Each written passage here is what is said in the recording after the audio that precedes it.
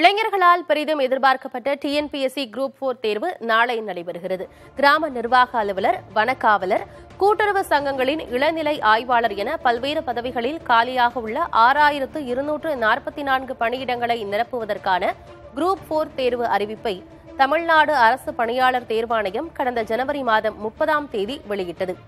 இதற்கான அடிப்படை கல்வி தகுதி 10ஆம் வகுப்பு தேர்ச்சி என்ற போதிலும் முதுநிலை பட்டதாரிகள், பொறியியல் பட்டதாரிகள் உள்பட 20 லட்சம் பேர் விண்ணப்பித்தனர்.